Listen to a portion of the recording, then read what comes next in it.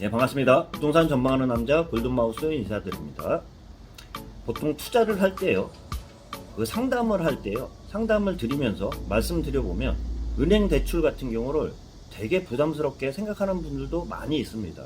단지 저금리하에 레버리지 효과, 은행 대출을 일으키면서 레버리지 효과를 일으키면 수익률 측면에서는 저금리하에 좋은 물건을 구매할 수 있는 그러한 지렛대 효과를 일으킬 수 있는데요. 당연히 과도한 부채 같은 경우는, 가계부채 같은 경우는 매년 늘어나면서 금리가 올라간다고 하면은 나중에는 자기가 감당하지 못할 정도의 대출을 일으킨다고 그러면 나중에 고스란히 본인들한테 피해가 가면서 가족까지도 피해가 간다고도 할 수 있습니다. 오늘 말씀드린 사례 같은 경우는 불법 사채업자 같은 경우를 검거를 하면서 그만큼 피해들이 속출을 하고 있다고도 할 수 있는데요. 2021년 7월 7일부로 법정 최고금리 같은 경우는요, 금융감독원에서 발표한 자료들을 보면 2021년 7월 7일부로 신규 대출 계약에 대해서는 법정 최고금리가 연 24%에서 20%로 인하됐다고 밝히고 있습니다. 단지 제가 저금리하의 지렛대 효과를 일으키려고 하면은 지금 말씀드린 법정 최고금리 20%를 말씀드리는 게 아니에요. 1금융권 기준으로 해서요, 주택담보대출 같은 경우는 당연히 개인 신용도에 따라 조금 더 편차는 있겠지만 통상적으로 2% 후반대라도 말씀드릴 수 있으면서 아파트 집단대출 같은 경우는 2% 중반대밖에 안 돼요. 그렇기 때문에 지렛대를 이용해서 보통 아파트를 구매를 하던가 부동산을 구매를 할 때 그 지렛대 효과를 이용하는 겁니다. 또한 주택담보대출뿐만 아니라 전세대출 같은 경우도 그 매매 주택담보대출보다 금리가 더 저렴해요. 실질적으로 매매를 하는 것보다 전세 같은 경우는 더 저금리를 이용할 수 있는 그러한 효과들을 나타내는 경우들이 많이 있습니다. 1금융권 기준으로 해서 2% 초반도 많고요. 기관에서 발표하는 중소기업 전세대출 같은 경우는 1% 초반부터 해서 기관에서 운영하는 전세대출 같은 경우는 금리 같은 경우를 2% 미만돼도 이용할 수 있는 경우들이 많기 때문에 지렛대 효과를 이용하는 겁니다.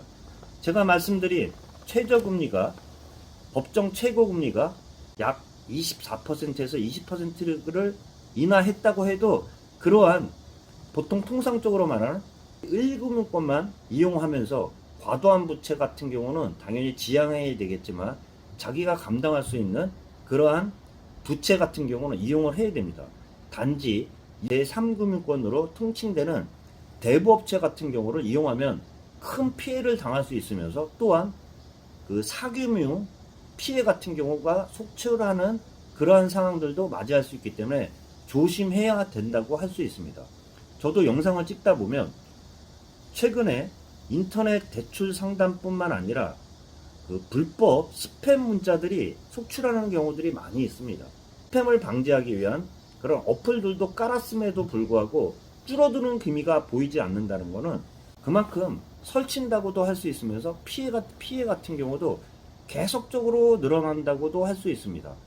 피해를 당했을 때는요, 금융감독원의 불법 금융 대응 제보 신고 센터를 운영하고 있습니다. 또한 금융감독원뿐만 아니라 경기도에서도 보도자료들을 발표하면서 불법 사기금 피해센터를 운영하고 있는데요. 기사들을 보면서 잠깐 말씀드려보면 경기도에서 발표한 자료들을 보면요, 경기도가 서민 대상 폭리를 취하는 불법 사채업체 등을 통해 2018년부터 2020년까지 3년 동안 대대적인 수사를 실시한 결과 대부업체 위반 범죄 127건을 적발 검거했다고 밝혔는데요.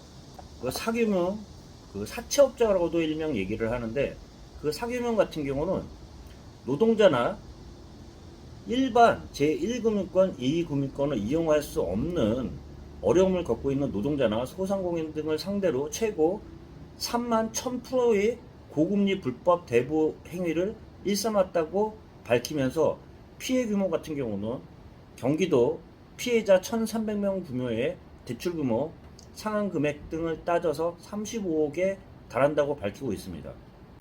불법 고리 사채업자를 뿌리 뽑겠다며 경기도에서는 서민 울리는 불법 사기명 전쟁 3년을 펼치면서 127건을 적발 검거했다고 밝히고 있는데요. 적발 건수로 보면 크지는 않은데요. 사례들을 보면 불법 대부업체 조직원을 적발하면서 피해자를 3,600여 명, 피해 규모 같은 경우는 약 35억 원이라고 밝히고 있습니다.